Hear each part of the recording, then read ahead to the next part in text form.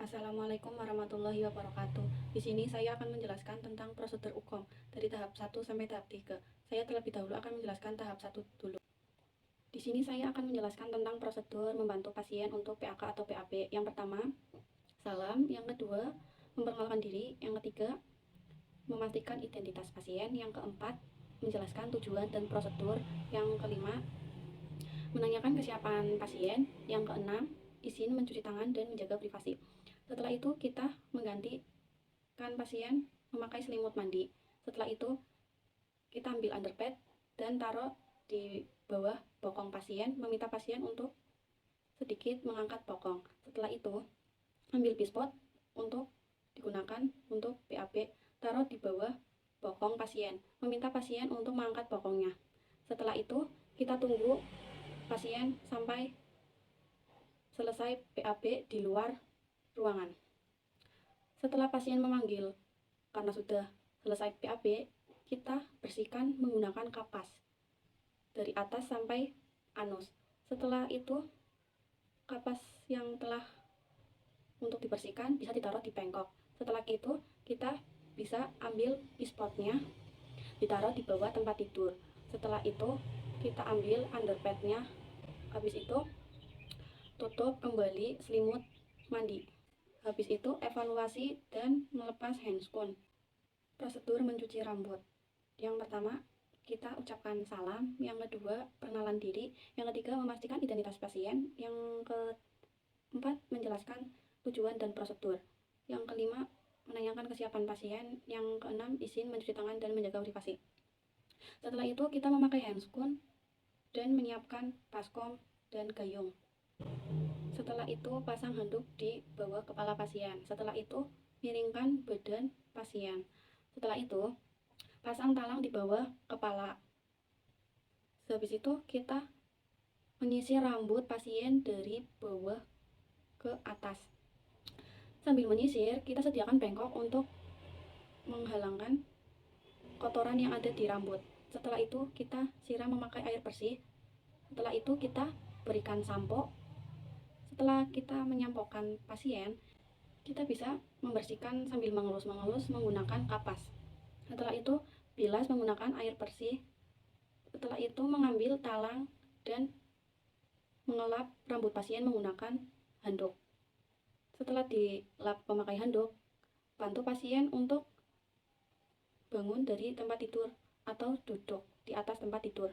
Setelah itu kita sisir kembali rambut pasien dari bawah sampai atas.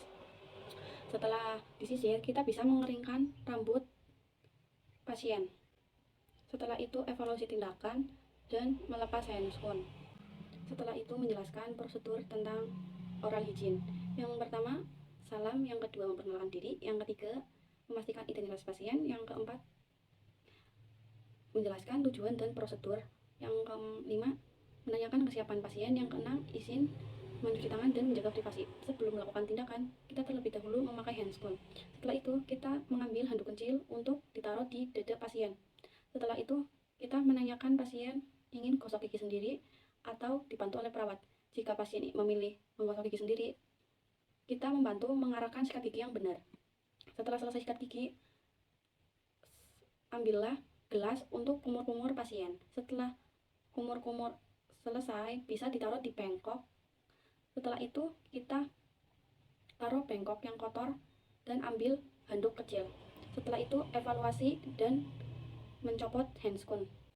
Prosedur merawat kuku. Yang pertama, salam. Yang kedua, memperkenalkan diri. Yang ketiga, memastikan identitas pasien. Yang keempat, menjelaskan tujuan dan prosedur tindakan yang akan dilakukan. Yang kelima, memastikan pasien siap atau tidaknya. Yang keenam, izin mencuci tangan dan menjaga privasi. Sebelum melakukan tindakan, kita memakai handscoon terlebih dahulu. Setelah memakai handscoon, kita mengambil perlak dan handuk kecil untuk ditaruh di atas pupuk kaki pasien. Setelah itu, kita ambil baskom yang berisi air hangat dengan suhu panas 45 derajat. Setelah itu, rendam tangan pasien selama 2-3 menit. Setelah itu, kita sikat kuku dengan sikat kecil. Setelah itu ambil baskom dan lap tangan. Setelah itu kita potong kuku menggunakan air desinfektan. Setelah itu kita mencetutkan kuku. Setelah itu kikir kuku. Habis itu evaluasi dan melepas handscoon. Setelah itu tinggal di bagian kuku kaki.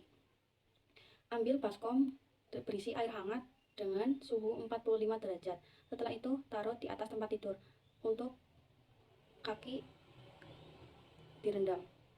Setelah direndam kurang lebih 5 menit. Setelah itu kita sikat. Setelah disikat, angkat kaki dan taruh baskom. Setelah itu kita lap menggunakan handuk kecil. Setelah kita lap, kita bisa memotong kuku dan dihalangi oleh bengkok yang berisi cairan desinfektan. Setelah itu kita rapikan alat dan evaluasi. Setelah itu melepas handscoon. Prosedur memandikan pasien. Yang pertama salam, yang kedua memperkenalkan diri, yang ketiga memastikan identitas pasien, yang keempat menjelaskan tujuan dan prosedur tindakan yang akan dilakukan, yang kelima memastikan pasien siap, yang keenam izin mencuci tangan dan menjaga privasi. Sebelum melakukan tindakan kita memakai handscoon terlebih dahulu. Setelah itu kita ambil handuk kecil untuk membersihkan di bagian muka kita. Taruh handuk kecil itu di bawah kepala kita. Meminta pasien untuk mengangkat kepalanya. Setelah itu kita bersihkan dari jidat sampai leher. Setelah itu kelopak mata. Setelah bagian muka sudah, kita ke bagian tangan. Setelah itu kita bersihkan bagian tangan atas sampai tangan bawah, dari ujung sampai atas. Setelah itu lanjut tangan ke satunya. Setelah bagian dada, kita bersihkan bagian punggung. Membantu pasien untuk miringkan badan. Setelah itu kita bersihkan bagian punggung. Setelah kita membersihkan bagian punggung, menanyakan pasien memakai lotion atau bedak. Setelah menanyakan pasien untuk memakai lotion atau bedak, kita memakaikan yang dipilih pasien. Setelah itu kita membantu pasien untuk memakai baju. Setelah itu di bagian kaki, terlebih dahulu yang terjauh, bersihkan dari pupu sampai ujung kaki, dan satunya juga iya. Prosedur vulva hygiene. Yang pertama kita ambil underpad, yang kedua kita bersihkan bagian-bagian labium mayora kanan, labium mayora kiri, labium minora kanan, labium minora kiri, vestibulum, klitoris, perineum sampai anus menggunakan kapas, dan kotorannya itu bisa ditaruh di bengkok. Mengambil kapasnya kita bisa dengan pinset anatomis. Setelah dibersihkan, kita ambil underpadnya. Prosedur bedmaking. Yang pertama salam, yang kedua perkenalan diri, yang ketiga memastikan identitas pasien, yang keempat menjelaskan tujuan dan prosedur tindakan yang akan dilakukan, yang kelima memastikan kesiapan pasien, yang keenam izin mencuci tangan dan menjaga privasi. Sebelum melakukan tindakan kita memakai handscoon terlebih dahulu. Setelah itu kita melipat stik laken dan perlak. Setelah itu kita lipat stik laken, perlak, laken satu persatu. Setelah itu bersihkan bed. Setelah dibersihkan, kita pasang laken, perlak, stik laken satu persatu. Setelah memasang laken, perlak, dan stik laken, kita atur sudut 90 derajat. Setelah itu kita pindah di bagian yang belum kita ganti. Setelah itu kita lepas stik laken, perlak, dan laken satu persatu. Setelah itu kita membersihkan bed.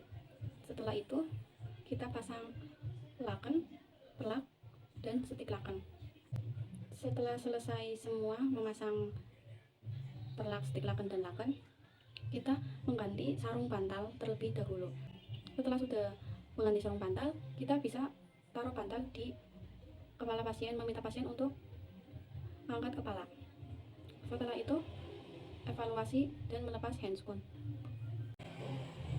Prosedur tahap 2. Yang pertama prosedur TTV.